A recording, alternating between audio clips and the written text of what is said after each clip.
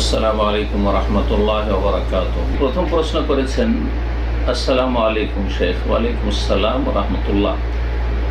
যদি কোনো মেয়ে মেডিকেল পড়ে আর ভাইবা পরীক্ষায় শিক্ষক নিকাব খুলতে বলে, এজন্য অপমান করে, নানা ঝামেলা করে, তাহলে সে কি করবে? সে কি খুলতে পারবে না? মোটেই খুলতে পারবে না। মেডিকেল পড়া মহিলাদের জন্য, মুসলিম মেয়েদের জন্য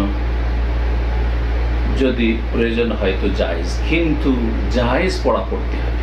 সেটা হচ্ছে সেপারেট শিক্ষার ব্যবস্থা থাকতে হবে, সহশিক্ষা নয়। যুবক যুবতীদের একসাথে মিক্সিং পড়াশোনা নয়।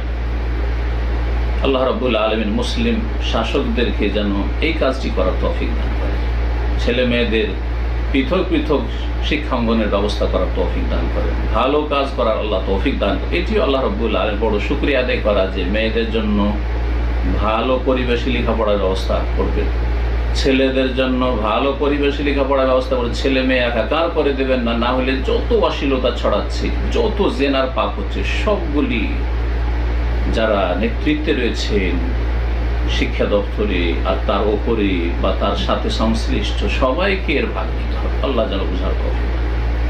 আর তার সাথে সাথে যারা এই রকম মেয়েদেরকে ছেলেদেরকে সহশিক্ষায় পড়াচ্ছেন আর অশ্লীলতা সেই শিক্ষাঙ্গন থেকে বাড়িতে নিয়ে এসে ঢুকিয়ে দিচ্ছে, সেসব বাপ মাকে ওর সামনে জবাবদিহি করতে হবে। এইরকম মেডিকেল পড়া সহশিক্ষায় জায়েজ নয়, হারাম। আর সেখানে মুখমণ্ডল যদি খুলতে বলে মোটেই মানবেন না, বরং আপনি সেই শিক্ষাকে লাথি মেরে দেবেন।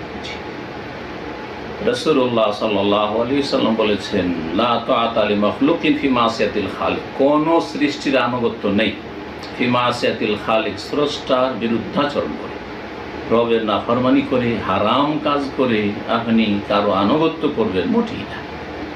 বৈধ ইন্নামা তাআতু ফিল মারুফ, হ্যাঁ ভালো কাজে, বৈধ কাজে আনুগত্য রয়েছে। যদি বৈধ কথা বলে ঠিক আছে, কিন্তু অবৈধ কথা, হারাম কথা বলবে, না জায়েজ কথা বলবে, চেহারা খুলতে বলবে, নিকাব খুলতে বলবে, হারাম। সেই শিক্ষকের জন্য বা যারা এই সব দপ্তর আছেন তাদের জন্য হারাম, এবং যেই বোন বা যেই মেয়ে নিকাব খুলবে তার জন্য হারাম, তার পিতা মাতার জন্য হারাম। আল্লাহ রাব্বুল আলামিন যেন আমাদের হেদায়াতের পথে অটল রাখেন এবং এসব গুমরাহি থেকে আল্লাহ যেন মুসলিম জাতিকে ফিরিয়ে নিয়ে আসেন।